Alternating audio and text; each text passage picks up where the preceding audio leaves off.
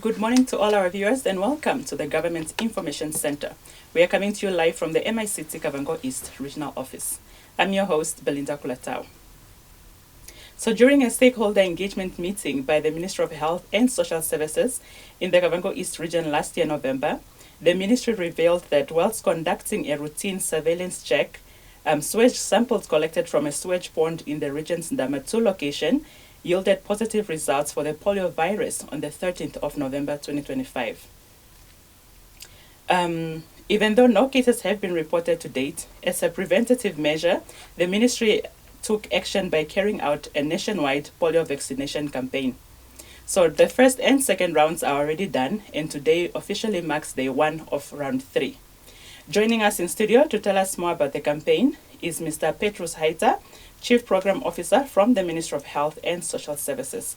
Mr. Petrus, good morning and thank you for joining us. Good morning, Belinda. Okay, let's just start by, maybe you can define for us what is polio and who is at risk of contracting it. Okay, thank you very much. Poliomyelitis is a life-threatening disease, and it's being caused by polio virus, and it's a highly infectious disease that may lead to a lifelong paralysis of the limbs. This can be the legs or the arms, and in severe cases it can lead to death, especially in children under the age of 10 years.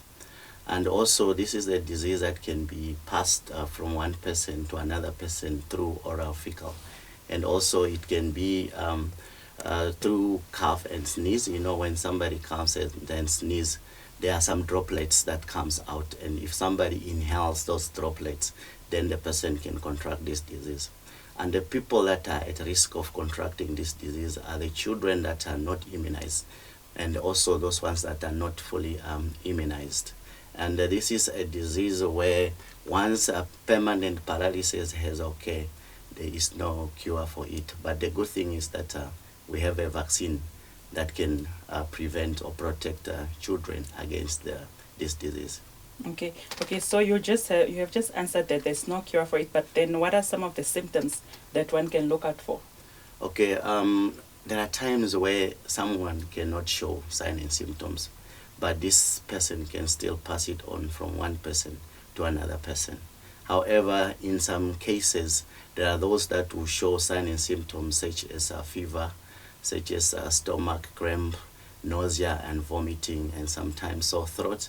And also a child might present with tiredness. In severe cases, there might be paralysis. Okay. Okay. Talk to us about the third round of the campaign that has officially begun today. But before we dive into that, briefly take us through the previous round. Did the ministry reach its vaccination target, and how was the turnout? Yeah, regionally, I will start regionally, where, you know, this virus was detected in Ndamasiwa, in Rudu, in Kavango East region. Then the ministry has decided that since it was detected here, we have to do a polio campaign round 0, which was done in Kavango East and in Kavango West region. So in Kavango Kavango East region, we had achieved 83%, meaning that of the children that we have targeted, we had reached 83%. And in the second round, which was done nationally, we had achieved 89.3% for Kavango East region. And then in the second round, we had achieved 91%. So when it comes to nationally, as I've said earlier, that nationally, it happened in round 1, where the whole country has achieved 89%. And also in the second round, the country has achieved 90%. And in Kavango East region, I would say in round 1, we had reached our target. Because normally what is happening is that we don't look at the number of children that you have reached or that you have vaccinated. We look at the number of children that you have missed. So when we did the monitoring and see if we have reached most of the kids, we found out that most of the kids were reached. But in round one is where we a bit missed out some kids. We didn't do well in terms of reaching every child in Kavango East region. But in one of our districts, they had to make sure that most of the kids were vaccinated, like Nyangana. Most of the kids were vaccinated. But Rundu and Nandara, there's some kids that were missed. What it basically means, out of the 15 kids that we have surveyed, we found out that there were more than 4 kids that were missed in Rundu and Andara. That shows us that we did poorly. But in terms of round 2, we did great, meaning that most of the kids were reached. Okay. Yeah. Okay, so still regional-wise, what are some of the challenges that the ministry experienced with the previous rounds, and what mitigation measures have been put in place in relation to those challenges? Yeah, where there are instances like this or events like this, obvious you will experience with challenges here and there. There are some challenges that we had experienced, such as, we had planned to have more teams in the regions to reach every child in the region. However, the team that we had planned were not the teams that we used because of transport constraint, because of finance constraint. However, we also came up with mitigations where we could use buses like our quantums to be dropping teams so that they can ensure that they cover a lot of children. And also we had experienced challenges in terms of vaccine carriers, the ones that we used to put the vaccine so that they cannot be damaged. Our plan was to move from house to house. That's the challenge that we had, where we could not move from house to house in most of the teams. However, that is the challenges that we had experienced in round 0. But in the first round and second round, we received some vaccine carriers. But for this round, we had received enough, and our plan of going from house to house is going to be implemented, or that's one of the strategies that we are going to implement and ensure that every child is reached, as we are also aware that now the school is going to close probably tomorrow, so meaning that kids will be at home. So in order for us to reach all those kids, we have to ensure that we move from house to house to ensure that we get those kids in their houses. Okay, if you have just joined us, welcome to the Government Information Center. We are coming to you live from the MICT-Kavango East Regional Office. On today's topic of discussion is the third round of the polio vaccination campaign that is being carried out by the Ministry of Health and Social Services. Now, Mr. Hater, who is eligible to get the drops? And many parents like myself maybe would say that the child got the first and the second round. Is it really necessary to go now again for the third round? Why would you say it's important to ensure that parents make sure that the children are fully vaccinated? Okay. The children that are eligible to get these vaccines are children who are 10 years old and below. And also the children that had received the doses of polio vaccine either in round 1, round 2, or round 0, they are also going to get, even if they have turned 11 years. Those are the ones that are going to get. And also, it is very important that these children get those doses, because the virus is still circulating. It was initially detected in Rundu, in the Siwa of Rundu. But it was now, after that, it was also detected in Hobabesi, also in the Siwa, and also in Venduk. That is an indication that this virus is still circulating. So for us to ensure that every child is protected, that's why now we have also introduced the third round to ensure that every child that has been missed from the previous rounds has been vaccinated, and this child has been protected. So to the parent, yes, it's very important that for a child to be vaccinated so that this child is protected, to ensure that this child, even if this child gets the disease, this child will not develop severe illnesses, or this child will not lose his or her life. So that's the main aim of us protecting these children.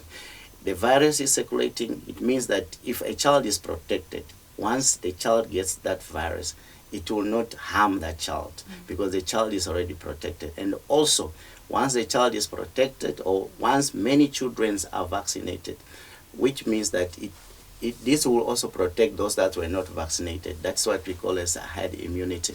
So meaning that if you are not vaccinated and I'm vaccinated, that means I am able to protect you because I'm vaccinated. Right. Apart from the drops, are there any other preventative measures that one can take to ensure that the children are protected against the polio virus?